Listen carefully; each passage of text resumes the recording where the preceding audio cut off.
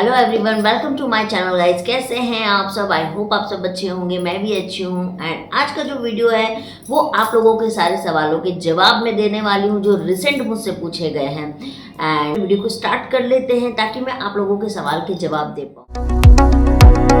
जैसे कि आप लोगों को पता है कि मैंने IUI करवाया एंड बहुत सारे लोग मुझसे पूछ रहे हैं कि मैम आपका रिजल्ट क्या है, आप प्रेग्नेंट हुई कि नहीं हुई, आपने बताया नहीं। तो देखिए, बात ये है कि मैंने अभी तक प्रेगनेंसी टेस्ट नहीं किया है बिकॉज ऑफ मैं चाहती हूँ कि मेरा पीरियड मिस हो, उसके बाद ही मैं प्रेगनेंसी टेस्ट करूँ।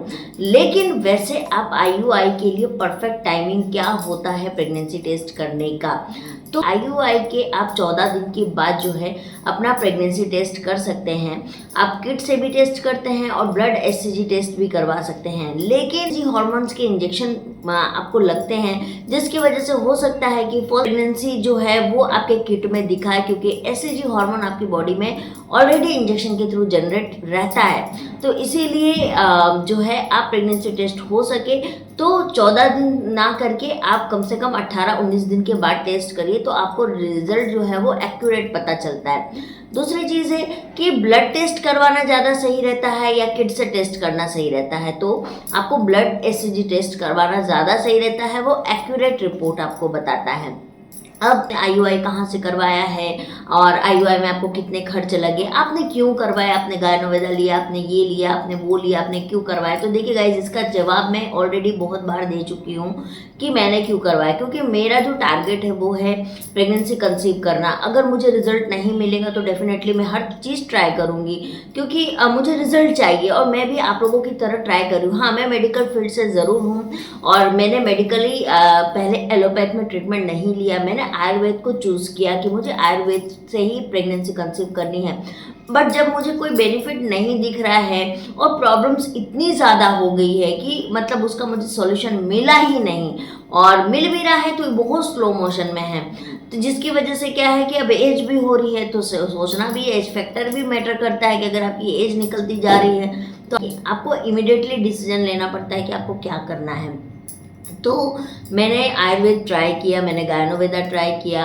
गायनोवेदा जब मैं ट्राई कर रही थी उस समय मुझे माइल्ड PCOD था, मैंने गायनोवेदा लिया, मुझे उसे नहीं, ऐसा मैं नहीं बोलूँगी कि मुझे इससे बेनिफिट नहीं हुआ, लेकिन बाद में मुझे पता चला कि मेरा फाइब्रॉइड्स की भी प्रॉब्लम है और एंडोमेट्रियोसिस की लाइनिंग में भी मेरी धीरे धीरे प्रॉब्लम आ गई है।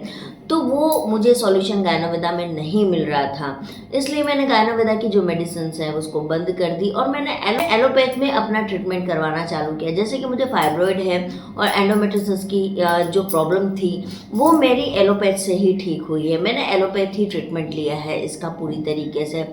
और PCOD जो है वो मुझे बहुत माइल्ड था। बहुत लोग पूछते हैं कि आपने उसके लिए क्या मेडिसिन ली है, तो मैंने उसके लिए PCOD के लिए कोई मेडिसिन नहीं ली है।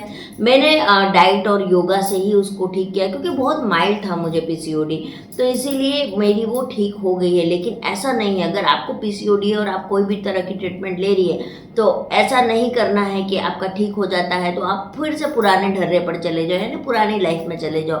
आपको जिस तरीके की एक रूटीन लाइफ जी रहे हो आप for the medicine and yoga and all, तो आपको वो चीज़ तो करते रहनी ही है जिससे कि आपको ये दोबारा लौट करनी है। क्योंकि PCOD है, चाहे फाइब्रॉइड है, चाहे एंडोमेट्रियोसिस है, ये जितनी भी समस्या है ना, ये हार्मोन इम्बैलेंस की वजह से होता है। और हार्मोन इम्बैलेंस के लिए बहुत ज़्यादा जो रखता है वो है हमारी बिगड़ी हुई लाइफ, जो हमारी अच्छी लाइफ नहीं होती। अच्छी लाइफ इन द सेंस कि हम योगा नहीं करते, डाइट नहीं करते, बाहर का कुछ भी खाते हैं, टाइम पे सोना नहीं, टाइम पे उठना नहीं, है ना, एक अनहेल्दी ज़िंदगी, तो उसकी वजह से हमारे हार्मोन इम्बैलेंस्ड होते हैं। तो इसीलिए आपको एक अच्छी हेल्दी लाइफ जीना बेहद ज़्यादा ज़रूरी है।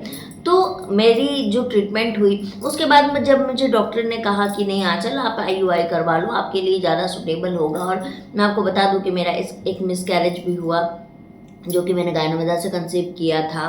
फाइब्रॉइड बहुत ज़्यादा बढ़ रहे थे जिसकी वजह से मुझे उसको वहाँ स्टॉप करना पड़ा और एलोपैथ में आना पड़ा। और मैंने IUI भी करवाया, 16 तारीख को मेरी IUI हुई। एंड अगर वो 14 दिन का हिसाब देखा जाए तो आज मेरे 14 दिन लमसम कंप्लीट हो रहे हैं, तो अब मुझे शायद प्रेगनेंसी टेस्ट करना चाहिए, बट मैं अभी नहीं करूँगी। 7 तारीख को मेरा पीरियड्स डेट है, मैं देखती हूँ क्या होता है। पीरियड्स मिस होते हैं तो मेरे लिए एक हाँ, अगर जो भी कुछ होता है मैं डेफ़िनेटली आप लोगों को एक टाइम लेने के बाद मैं ज़रूर बताऊँगी, ऐसा नहीं है। बट होप सो कि अच्छा ही हो। अब बात करते हैं आईयूआई के खर्च की, तो हमारे जमशेदपुर में आईयूआई का जो खर्च है हर सिटी में अलग-अलग पड़ता है, इनफैक्ट डॉक्टर पर भी डिपेंड करता है। तो मेरा है 7,000 रुपीज़ आईयूआई का, एंड जो उसकी दवाई मेडिसिन्स लेके वो मुझे 10,000 अप्रोक्सीमेटली में वो हो गया। आईयूआई आप कितनी बार करवा सकते हैं, तो आईयूआई आप तीन बार करवा सकते हैं, 3 बार आपको चांस मिलता है आईयूआई के लिए। आईयूआई के सक्सेस रेट क्या है, तो आईयूआई के सक्सेस रेट 50-50% है, आप 100% नहीं बोल सकते हैं। एंड आईयूआई करवाने के बाद आपको प्रिकॉशंस क्या क्या लेने हैं, तो देखिए प्रिकॉशंस ऐसा कुछ नहीं है, आप जैसे अपनी डेली लाइफ जी रहे हैं वैसे जिए। बट हाँ, अगर आपको प्रिकॉशन लेने का मन है तो आप जैसे कि ज़्यादा स्पीडली झुके नहीं, उठे नहीं, आप वैसा कोई भारी काम ना करें जिससे कि आपके पेट पे प्रेशर पड़े, ऐसा कोई भी काम आप ना करें। और सबसे ज़्यादा इम्पोर्टेंट है आप स्ट्रेस फ्री और खुश रहें, यही इसका मूल मंत्र है। अगर आप ये चीज़ करते हैं तो आपको रिजल्ट आने के 100% चांस होते हैं।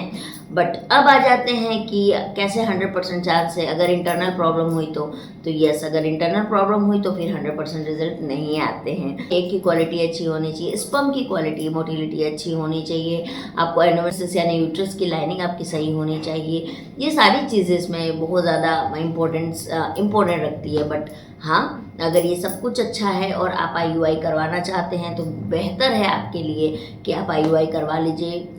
बेकार में टाइम वेस्ट करने का कोई मतलब नहीं बनता, और ये बिल्कुल टेक्निकल प्रोसेस नहीं होता है, बहुत ईजियर प्रोसेस है। और ये विदिन मुझे लगता है कि मुझे तो 30 सेकेंड टू 1 मिनट से लगा था इसको होने में, अगर मैक्सिमम आपको लगेगा तो आधा घंटा, उससे ज़्यादा का प्रोसेस भी नहीं है। और सबसे बड़ी बात है पेनलेस है, बिल्कुल भी पेन नहीं होता है। तो इसीलिए जिन लोगों ने एचएसजी करवाया है उनके मन में तो एक अलग ही डर होता है कि नहीं ये तो बहुत पेनफुल था और क्या पता ये भी पेनफुल होगा, लेकिन ऐसा नहीं है। एंड बहुत जल्दी मैं आईवीएफ पे वीडियो लेके आ रही हूँ। आईवीएफ की मैं कंप्लीट जानकारी आपको दूंगी, करवाना चाहिए नहीं करवाना चाहिए, बहुत सारी चीज़ें, और बच्चे पे क्या इम्पैक्ट पड़ता है आईवीएफ के केसेस में, ये भी मैं आपको बताऊंगी, जो कि ये जानना अब बहुत ज़्यादा ज़रूरी है। लेकिन आपको मैं बता दूं, इतनी ज़्यादा इनफर्टिलिटी की समस्या अब बढ़ चुकी है कि शायद गांव में भी आईवीएफ के सेंटर्स होंगे आने वाले समय में, ज़्यादा केसेस बढ़ चुकी है। तो चलिए गाइस, मैं मिलती हूँ आप लोगों से बहुत जल्दी एक नए वीडियो में, तब तक के लिए बाय बाय। अगर आपको ये नॉलेज अच्छा लगे तो please like, subscribe and share ज़रूर कर दीजिएगा। बाय।